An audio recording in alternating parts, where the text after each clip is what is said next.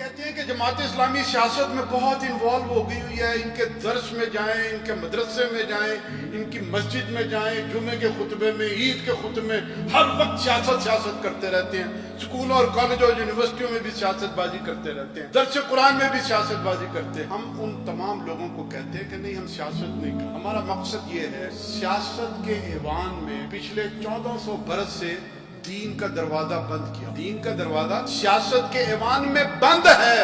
हम दरअसल दीन के उस दरवाजे को सियासत के ऐवान में खोलना चाहते। सियासत का ऐवान क्या? इक़्तिदार। और ये इक़्तिदार सब का सब अल्लाह की तरफ से दिया गया है अपनी मखलूक को। अगर हम अपनी मर्जी के मुताबिक निकाह और तलाक और नमाजों के औकात नहीं तब्दील कर सकते, अल्लाह की हिदायत के मुताबिक करते हैं, तो बिल्कुल इसी तरह से अल्लाह की हिदायत के मुताबिक निज़ाम तालीम, निज़ाम मुआशरत, निज़ाम अदालत, निज़ाम मईशत, निज़ाम सियासत, ये अल्लाह की हिदायत के मुताबिक। और अगर नहीं होगा तो गोया दीन को हमने तफरकों में बांट दिया। और अल्लाह को ये बात बहुत ही नापसंद है। ये मुमकिन नहीं है मगरिब की नमाज आपने 3 रकत पढ़ी और कोई इमाम आपको ये कहे कि आज मैं 4 रकत नमाज पढ़ाता हूँ, आपको ओवर टाइम मिलेगा, ज्यादा सवाब मिलेगा। मुमकिन है कोई इमाम कहे कि जनाब ईशा की नमाज आज मैं 4 रकत नहीं पढ़ाऊंगा, 2 रकत पढ़ा लीजिए, 2 रकत मैं सुबह फजर के वक्त शामिल कर लूंगा, आज मैंने कोई जरूरी काम जाना है, बीवी बच्चों को डॉक्टर को दिखाना है। सवाल ही पैदा नहीं होता। बेनमाजी आके उस इमाम को निकाल कर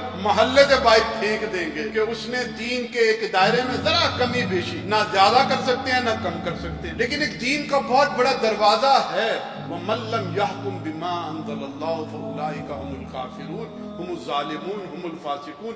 उस पे हमारी आंखें बंद हो जाए। मोटरवे के ऊपर एक खातून की बेहुरमती पर पूरा पाकिस्तान मुस्तरिब हो जाता है। सोशल मीडिया, अखबारात, टीवी चैनल, जब तक के वो मुलजिम गिरफ्तार नहीं हो जाते। लेकिन स्टेट बैंक का गवर्नर, आज जो खबरें आई हैं कि हुकूमत ने ऐलान किया है कि बैंकों का सूद 7% रहेगा, कभी कहते हैं 8% रहेगा, कभी 12% रहेगा।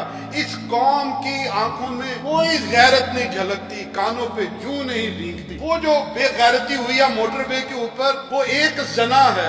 और जो सूद के हवाले से नबी अकरम सल्लल्लाहु अलैहि वसल्लम ने जो मिसाल दी है, वो तो ये कि अपनी माँ के साथ मुंह काला कर लेना है, 35 बार जो है वो जना कर लेना है। कुरान ये कहता है कि अल्लाह रसूल के साथ जंग है। ये फर्क क्यों पैदा हो गया? इसलिए पैदा हो गया कि 1400 बरस से ये जो निकाह, तलाक और मस्जिद और नमाज और रोजा और ज़कात और हज एक तरह से होता चला आ रहा था, इसमें कोई सरमु इन्हिराफ नहीं हुआ। लेकिन खिलाफत जब मलूकियत के अंदर तब्दील हो गई और एक फसाद वहां पर बर्पा हो गया, तो जो ज़माने कार थी, जो इक़्तिदार था, जो ऐवान इख्तियार था, वहां मन मर्जी होनी शुरू हो गई। और वो मन मर्जी जो है, चूंकि तसलसल के साथ नीचे आज तक नहीं बन सकी, इसलिए वहां पर हमारी गैरत जोश में नहीं है। वहां हम इमाम को उठाकर बाहर नहीं फेंकते। वो ऊंच नीच कर ले, हमें कोई फर्क नहीं पड़ता। अंग्रेज का कानून आ जाए या अपने पास से वुमेन प्रोटेक्शन बिल नाफिज कर दिया जाए, कोई हरकत नहीं पैदा होती। बस छोटी मोटी जो है वो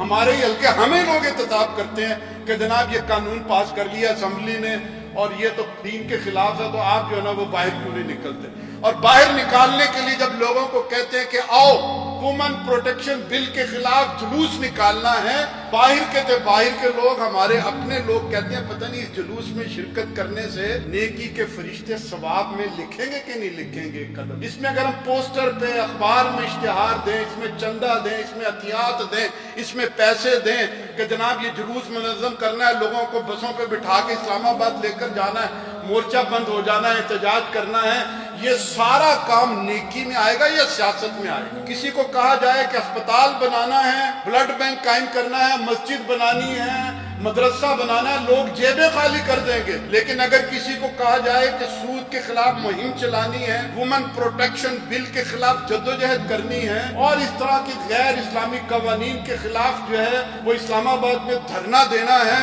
और आओ और पैसे निकालो और वक्त निकालो और निकलो और आकर यहाँ पर सड़क के ऊपर खड़े हो जाओ, तो लोग सोचेंगे कि पता नहीं इसमें पैसे देना, वक्त लगाना, ये नेकी है कि नहीं, ये तकवा है कि नहीं है। कंधों पर बैठा हुआ नेकी का फरिश्ता जो है वो एक एक रुपए को अजर सवाब में ढालेगा कि नहीं डालेगा, एक्सचेंज रेट लगेगा कि नहीं लगेगा, ये है कि नहीं?